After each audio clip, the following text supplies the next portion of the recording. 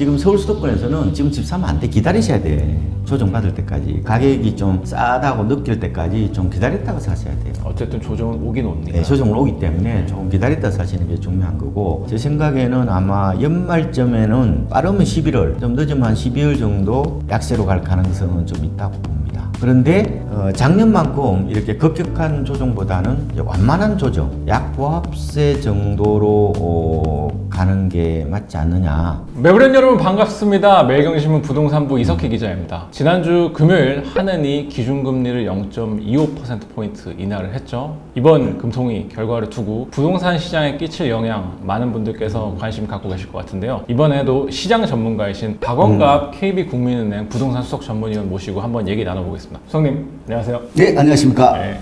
이번에 또 귀한 발걸음 해주셨습니다. 왜냐하면 또 중요한 시기이기 때문에. 네.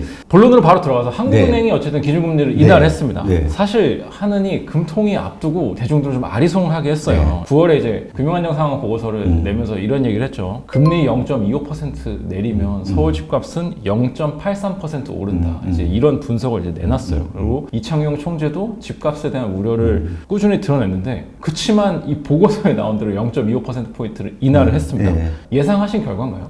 저뿐만 아니라 대체적으로 채권 전문가들이 금리 인하를 예상을 한 거죠.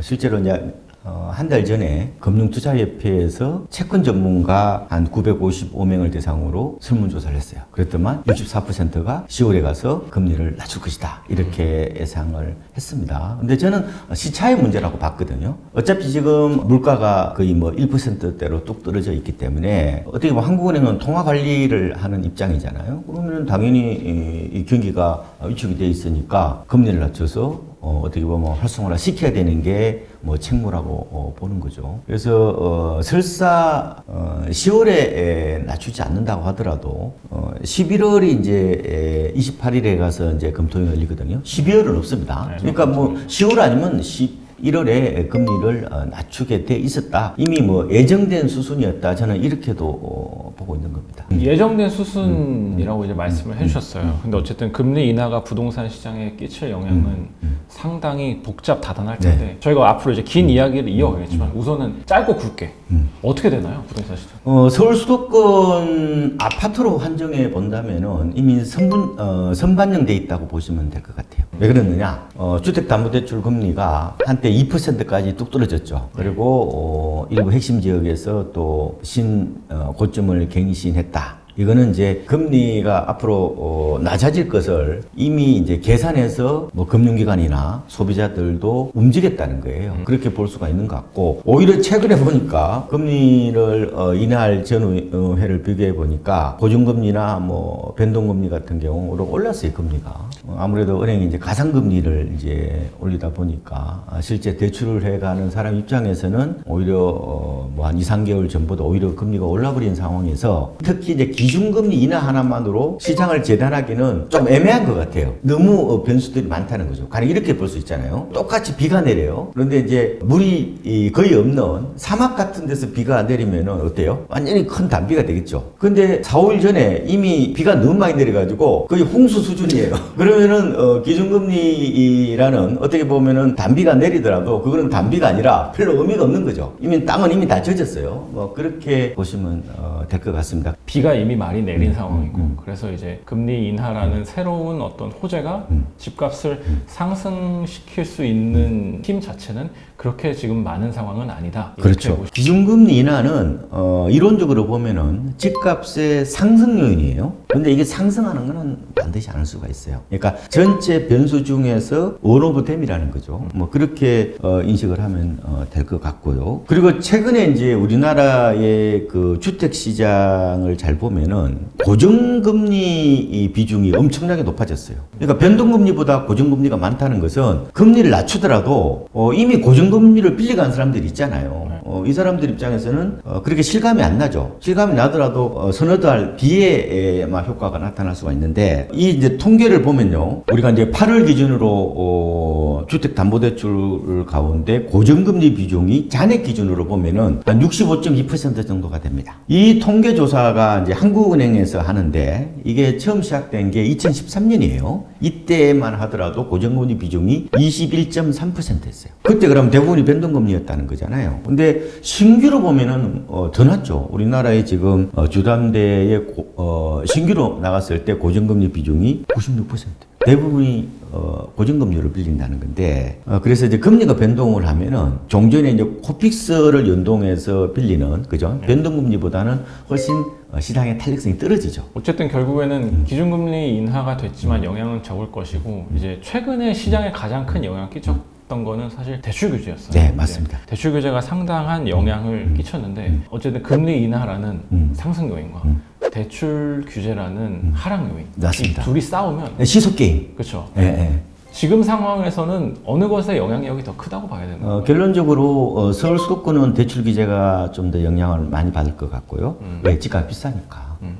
대출의 민감도가 높다는 거죠. 근데 지방은 집값이 싸잖아요. 그래서 대출 규제보다 금리 인하에 좀 더 민감한 구조라고 보시면 돼요. 하나는 밀어 올리는 거고, 하나는 이제 낮추는 거잖아요. 두 개 이제 서로 이제 싸우는 거죠. 저는 수영장하고 약간 유사하게 이걸 표현을 드리고 싶어요. 자, 그럼 수영장에 물이 가면은 정강이 정도밖에 안 탔어. 주로 수영하는 사람들이 애들이겠죠. 어떻게 정강이밖에 안 되는데 성인들이 어떻게 가서 목욕을 수영을 합니까? 그런데 물이 이제 여기까지 쭉 올라오는 거예요. 그러면은 성인들도 수영을 하게 되면은 그게 수요가 많다는 거잖아요. 그럼 수영장의 활성화가 되겠죠. 그게 이제 금리 인하라고 보시면 되는데, 근데 한쪽에서는 여기다가 얼음물을 집어넣는 거예요. 그게 대출 규제입니다. 그러면은 이미 수영을 하고 있는 사람들은 그걸 별로 피부로 못 느낄 거예요. 이 내성이라는 게 있잖아요. 그런데 이제 새로 들어갈 사람 입장에서는 이게 손을 집어넣어 보니까 차가워 안 들어갈 거잖아요. 그러니까 대부분이 이 단기적인 시장 반응은 거의 수요자들의 변심에서 나타나는 겁니다. 그러니까 지금의 약간 시장의 관망세라는 것은 수요자들이 생각이 바뀌었다는 거예요. 그런 식으로 보시면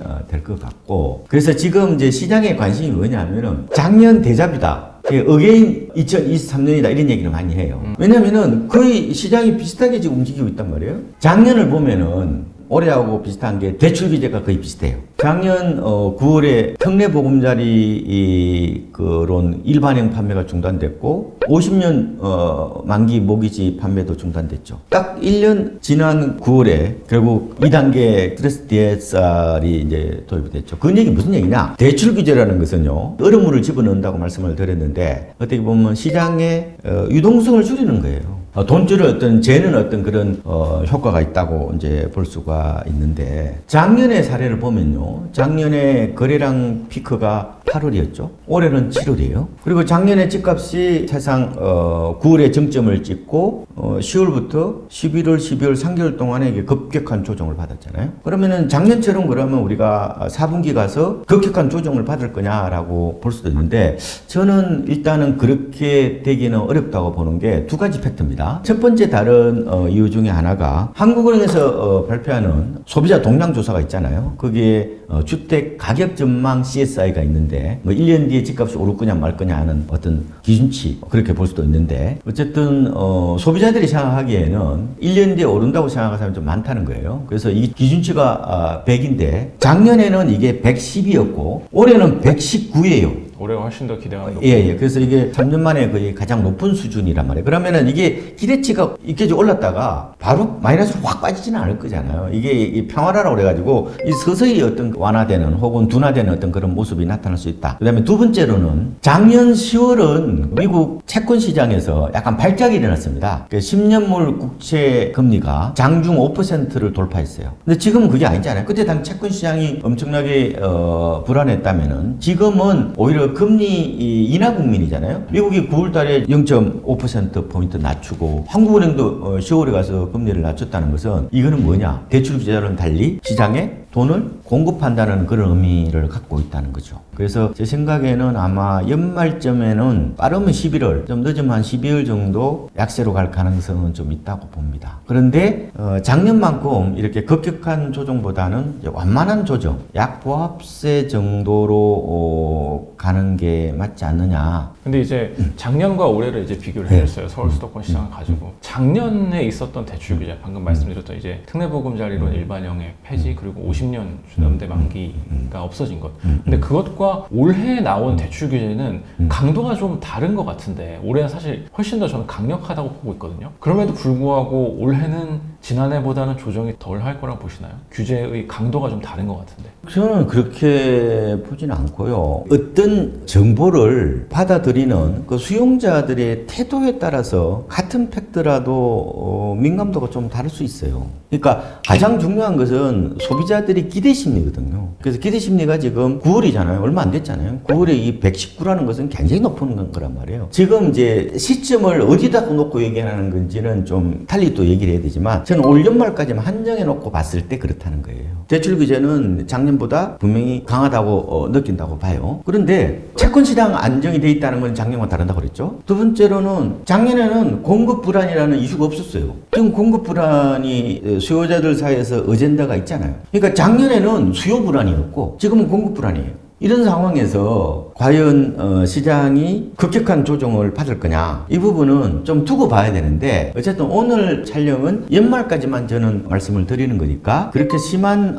조정보다는 그냥 일단은 완만한 조정 정도로 보고 있는 겁니다. 그래서 이제 집을 이제 사실 분들은 제가 옛날부터 타이밍 재지 말라고 그랬거든요. 가격 메리트를 보고 사야지 타이밍 잘 안 맞는다고 그랬잖아요. 지난 출연 때도 똑같이 말씀하셨죠. 네, 그래서 그러면 어떻게 하셔야 되냐면은 지금 서울 수도권에서는 지금 집 사면 안 돼. 기다리셔야 돼. 조정받을 때까지. 가격이 좀 싸다고 느낄 때까지 좀 기다렸다가 사셔야 돼요. 어쨌든 조정은 오긴 옵니까? 네, 조정을 오기 때문에 조금 기다렸다 사시는 게 중요한 거고, 그게 이제 조정 폭이 완만하다는 거지 현장에 가보면 또 다를 수도 있기 때문에 지금은 좀 대기하는 어떤 그런 자세가 낫지 않을까. 자, 어쨌든 그러면 수석님 지금까지 말씀을 종합해보면 연말까지는 약간의 조정이 있을 거지만 작년만큼은 아닐 거다라고 말씀해 주셨어요. 근데 어쨌든 지역마다 차이가 좀 있을 것 같아요. 강남은 사실 뭐 대출 규제가 아주 세게 때려지고 나서야 조금 약간 주춤하지만 뭐 원빌 60억 뭐 이런 사례들도 있었고, 그래서 어쨌든 강남 3구, 마용성, 그 다음에 뭐 강동, 동작구 흑석동, 여의도, 양천, 목동 뭐 이런 데가 이제 아주 선호지라고 볼 수 있을 것 같고, 이런 데가 있고 또 완전 외곽은 아니지만 뭐 동대문, 청량리, 답심리 아니면 뭐 동작구 상도동 뭐 이런 데들 있을 거란 말이에요. 뭐 서대문 DMC라든지 또 이제 여기보다 더 외곽인 소위 말하는 금강구, 노도강 시장이 보통 세 가지로 나뉠 것 같은데, 이 세 가지 시장은 좀 어떻게 각자 다르게 좀 반응할 것 같은지가 좀 궁금하거든요. 아무래도 외곽이 먼저 조정받는 모습이 나타나고 있어요. 사실 옳은 것도 없는데, 일본에서 나온 말인데 이게 이제 계란 후라이론이라고 표현해요. 계란을 이제 붙이잖아요. 그럼 어때? 가운데는 노란 자이죠. 밖은 이제 흰 자잖아요. 계란을 붙일 때는 뜨거우니까 다 뜨겁잖아요. 근데 이제 식을 때는 어디부터 식냐? 흰자부터 식는다는 말이 있어요. 실제 실험을 해봤는데 그게 아니라는 말도 있지만 어쨌든 이제 우리가 상상을 해볼 수 있잖아요. 뭐 실제로 그 저수지에 물 빠질 때 가장자리부터 먼저 빠지죠. 보통 시장이 위축될 때 중심부보다 주로 외곽이 먼저 이제 영향을 받는다. 이렇게도 보는 것 같고, 지금 시장의 흐름이 좀 다르다는 것도 아마 좀 차별성을 만들어내는 것 같아요. 지금은 갭 투자를 잘 하지가 않죠. 주로 이제 30대 중후반, 40대 초반, 중반 세대들, 이 세대들이 상급지로 갈아타는 게 시장의 트렌드잖아요. 실제로 올 들어서 서울의 아파트 실거래가로 보면 가장 많이 오른 데가 성동구예요. 9.6% 정도? 그 다음에 광진구란 말이에요. 광진구가 한 9.2% 정도 되더라고요. 강남보다 그쪽이 더 올랐습니다. 그래서 지금은 중심부가 이제 블루칩이라고 보면 되거든요. 강남이나 서초, 송파, 용산 이런 데는. 그 다음에 아까 이제 마포구라든지 뭐 광진구나 이런 거는 이제 동작구 이런 데는 옐로칩 이렇게 보시면 되죠. 이쪽으로 수요가 여전히 있다 보니까 조정폭이 조금 덜하다고 보면 되죠. 그러니까 가격이 비싼 것은 맞는데 결국은 찾는 사람들이 이미 꾸준하다 보니까 늦게 좀 조정을 받는. 근데 그 지역이라고 하면 무풍지대냐? 그렇게는 볼 수는 없죠. 그렇게 보기는 어렵고 많이 오르면 많이 떨어지게 돼 있어요. 그래서 지금 갈아타기 하시는 분도 특히 상급지로 갈아타기 하시는 분들도 조심해서 움직이는 게 좋을 것 같아요. 맞죠. 일단 종합해보자면 전세 가격이 높지 않는 지금 장세 그리고 그래서 결국에는 갭 투자보다는 실거주 수요가 많았던 최근의 흐름을 살펴보면 외곽은 예전보다 훨씬 더 지금은 조정에 취약하다. 자, 마지막으로 아까 이제 시장 질문과 연관해서 꼭 드려야 되는 질문이 하나 있죠. 지금 이제 무주택자 분들이 내 집 마련을 위해서 어떤 전략을 취해야 될지 알려주신다면. 과거에는 쉬웠어요. 근데 지금 쉽지 않습니다. 모든 게 다 올랐어요. 제가 그동안에는 3D 트랙으로 가라고 그랬거든요. 급매물, 분양받기, 그 다음에 경공매. 근데 뒤에서 또 오면 경공매도 지금 너무 올라가지고 지금 재미도 없어. 그리고 지금 분양받는 거는 된다는 보장이 없어요. 그거 되려면은 적어도 뭐 이런 얘기 하잖아요. 조상이 뭐 거북선에서 노를 한 3년 정도 지어야 된다고 그러잖아. 쉽지 않아요. 분양에 올인하는 것도 굉장히 비현실적이에요. 그러니까 가점이 내가 만약에 서울에서 한 7점 넘는다. 그런 분들이 당연히 가점제로 분양하니까 가능한 74점, 79점 이 정도 된다. 그러면 관계없는데 흔치 않죠, 근데. 대부분 그런 사람 천연기념물이고 거의 보면 32점, 25점 이래요. 그럼 추첨제는 노려야 된다는 건데 지금 추첨제 뭐 경쟁률이 100대 1 다 넘는데 쉽지 않습니다. 그게 사실상 1000명 중에 10명 뽑는다고 생각해봐요. 시청에서 여의도까지 이제 달리기를 한다고 생각해요. 1000명이 뛰었어. 그 안에 10등 들 자신 있어요? 안 돼요. 거의 500등, 600등에 든다면 그것도 잘한 거란 말이에요. 현실은 쉽지가 않아. 그러면 결국은 이제 급매물 쪽으로 가야 되는데 아직 안 나오죠. 연말 정도 되면 나올 수도 있어요. 그래서 조금 기다려 보시라는 말씀을 드리고 원래 집값이 조정받을 때 대부분이 급매가 쏟아지는 경우는 거의 없어요. 주로 수요자들이 변심에 의해서 나 안 살래. 그러다 보면 시간이 좀 지나면 이제 급매물이 나오는 구조거든요. 그러니까 매도자가 팔아야 될 어떤 사정이 생길 수가 있잖아요. 그런 매물이 한두 개 정도 나오는 구조이기 때문에 결국은 타이밍과 가격을 동시에 보고 판단해야 되는 상황이 온 거예요. 작년하고 올 초만 하더라도 타이밍 재지 마십시오. 그거는 오히려 가격 메리트를 보고 사세요라고 말씀을 드렸고 지금은 아니에요. 지금은 타이밍은 좀 더 늦춰야 돼. 제 생각에는. 적어도 연말 정도까지는 좀 늦출 필요가 있고 그 다음에 이제 프라이스를 같이 보셔야 되는 건데 그러면은 지금 실거래가로 보면은 서울 같은 경우는 한 88% 정도까지 올라왔어요. 고점 대비. 고점이 한 2021년 10월 정도인데 아마 수도권 한 83% 정도 될 겁니다. 그렇다면은 서울에서는 적어도 고점 대비해서 인기 지역은 한 10% 정도 쌓아야 될 거로 보이고 나머지 지역은 한 15% 정도 내지 20% 정도 싼 거. 수도권은 한 15에서 한 20% 정도 싼 거. 요 정도로 급매물 중심으로 접근을 하시는 게 좋은데 근데 급매물이 그냥 많이 있냐는 거예요. 그래서 어떻게 하셔야 되냐면은 이게 범위를 넓히셔야 돼. 이 쇼핑하듯이 하셔야 돼. 이게 뭐 집을 투기하라는 그런 뜻이 아니라 우리가 보면 이런 거 있잖아요. 내가 진짜 마음에 드는 뭐 오디오를 살려고 그래. 그러면은 인터넷에 살 수 있지만 인터넷에 없다고 가정하고 그러면 여러 점포를 돌아다닐 거잖아요. 그죠? 그러면 용산도 가볼 수도 있고 가령 용산 전자상가도 가볼 수도 있고 수초동 전자상가도 가볼 수도 있고 뭐 구의역 거 있잖아요. 뭐 전자센터 그거 가보고 이런 데 가보면 되잖아요. 그런 것처럼 범위를 넓게 잡으셔야 돼. 적어도 있잖아요. 동네는 10개 정도는 잡으셔야 돼. 그 다음에 아파트 단지는 한 30개 정도는 잡으셔야 된다. 동마다 3개씩. 그렇지. 해야. 그러니까 이 다리품을 파셔야 돼. 그러니까 거저 들어오는 건 없고요. 다리품 손품을 팔아서 의사결정을 하셔야 되는데 그러기 위해서는 조금 부지런하셔야 될 것 같고